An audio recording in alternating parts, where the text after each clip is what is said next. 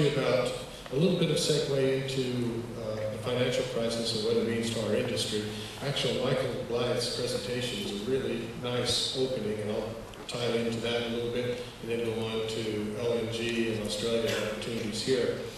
And so what you think you'll find from this presentation is we really think there's a lot of great opportunities here, and it's up to us to capture those in the next several years.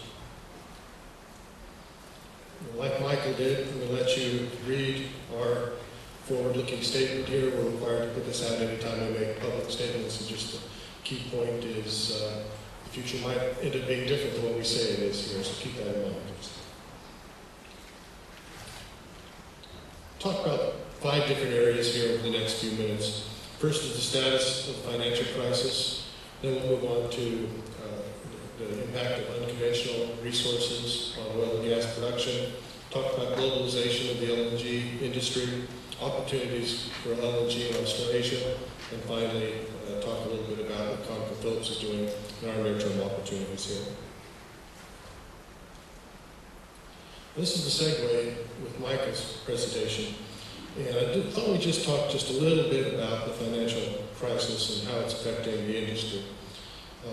In early 2007, the global markets seemed to be in really good shape. And I certainly didn't see the downturn coming, and I'm not sure if everyone else did or not. But there were signs out there. In the middle of 2007, we saw some of the British banks start to have problems. And then overlending and subprime product loans soon triggered the massive collapse that really hit the markets hard in September, October, November of last year. Key events included the bankruptcy of Lehman Brothers, restructuring of Merrill and Bear Stearns, and major changes in other financial institutions, with massive aid packages to banks in the U.S., to the auto industry, and a number of other industries. If we look at the last several months, the situation does appear to at least be stabilizing. The question is, are we at the crossroads, or are we just still have a ways to go?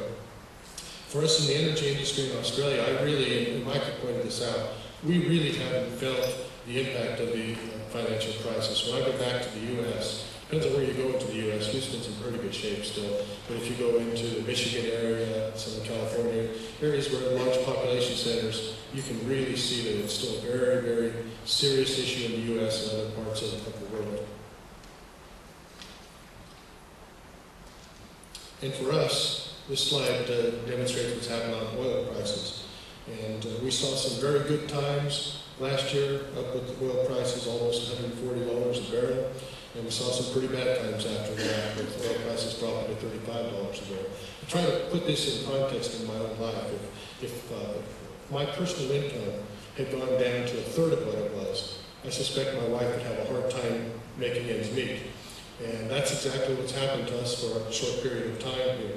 Now, if you look at the blue line, what you see, that's the 5-year curve looking out 5 years, and you can see that bottomed out at around $70, somewhere around that area. That probably is an indication that you need about $70 a barrel in order to maintain some sort of equilibrium between supply and demand.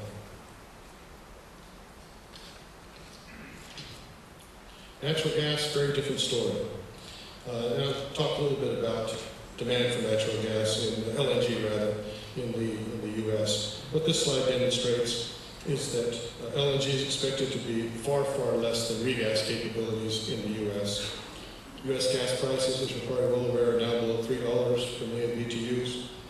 While this is not expected to be a long-term outlook, at least right now, it's clear that North American demand for worldwide additional LNG is not what was expected even over a year ago, and far less than regas capacity. As you're probably well aware, this is not because of the decline in demand in the U.S., although there is some of that right now, but primarily because there's an increase in availability of domestic gas sources. And I'll talk about that a little bit because we're kind of on the cusp of these opportunities here in Australia as well. Nonetheless, there will be a home for some LNG in the U.S., but a lot more competition and not to the same level that was expected, and that'll have an impact on our LNG industries here.